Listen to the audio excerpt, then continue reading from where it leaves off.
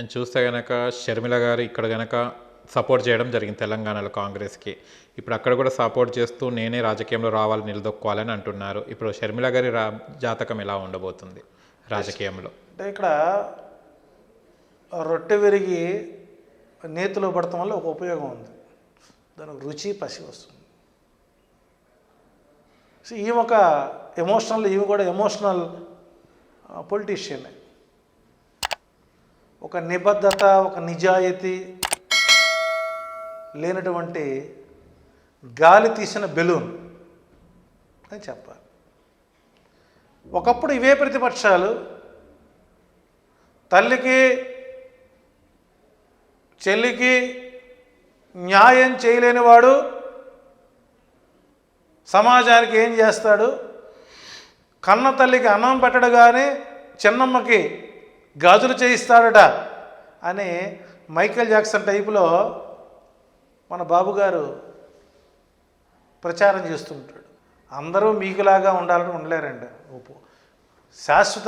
శాశ్వత కాలం పాటు ప్రజానాయకుడిగా ఉండేటువంటి వ్యక్తులు అలా తమ పర భేదాలు చూపరు. చిన్న ఎగ్జాంపుల్, యూపీ ముఖ్యమంత్రి ఆదిత్యనాథ్ తాను అసెంబ్లీకి వెళ్ళేటువంటి దారిలో తన చెల్లెలు టీ అమ్ముకుంటుంది. అయ్యో నా చెల్లెలు కదా అని ఆమెను తీసుకుని లేక 5 స్టార్ హోటల్ కట్టించి అందులో వ్యాపారం చేసుకోమా అంటే ప్రభుత్వాన్ని ప్రతిపక్షాలు ఎలా చూస్తాయండి? ఆయన ముఖ్యమంత్రి అవుతాడా? గవర్నర్ చేత రాజ్యాంగబద్ధంగా నీవు రాజ్యాంగబద్ధ పదవిలో ఉండి ప్రమాణం చేసినటువంటి అంశాలు ఒక్కసారి కనుక మనం చూసుకున్నట్లయితే ప్రత్యక్షంగా కానీ పరోక్షంగా కానీ నాకు కానీ నా వారలకు కానీ నా మిత్రులకు కానీ నా ఆప్తులకు కానీ తెలిసి కానీ తెలియక కానీ తన దృష్టికి వచ్చిన ఏ విషయాన్ని వారితో పంచుకోనని, రాజ్యాంగ విలువలను కాపాడుతానని,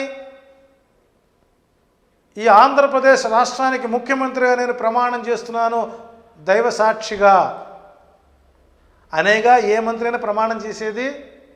అంటే నువ్వు పదవులకు ఎక్కంగానే 3 నెలలు అయిన తర్వాత అమరావతి రాజధాని వస్తుంది కాబట్టి భూములు అక్కడ కొనుక్కోమని పరోక్షంగా నీ వారాలకు చెప్పుకున్నట్టుగా చెప్పుకుంటే జగన్మోహన్ రెడ్డి ఈ రోజున పబ్లిక్లకు తిరిగే అవకాశం ఉండేది కాదు.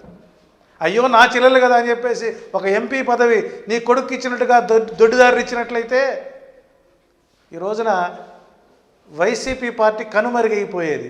సో ఎథిక్స్ మీద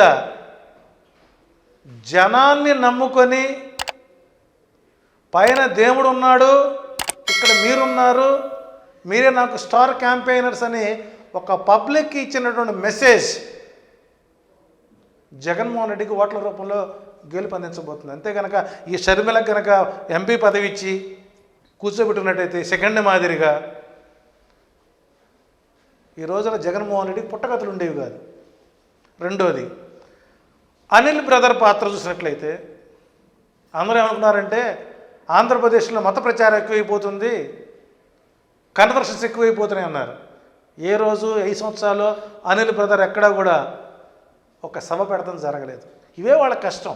కాబట్టి ఇక్కడ షర్మిలది రాబోయేటువంటి 90 రోజుల్లో తిరిగి మళ్ళీ ఈడపిల్లే కదా ఇక్కడికే వస్తుంది. సో వావిని అడ్డు పెట్టుకొని కాంగ్రెస్ పార్టీ మళ్ళీ పూర్వ వైభవాన్ని తీసుకొద్దాం అనుకుంటే తిరిగి అదే బాణం మీకు తిరిగి గుచ్చుకునేటువంటి అవకాశాలు ఉంటాయి. కాబట్టి షర్మిల రాజకీయ భవితవ్యం 90 రోజుల్లో ముగిసిపోయే అవకాశం ఉంది.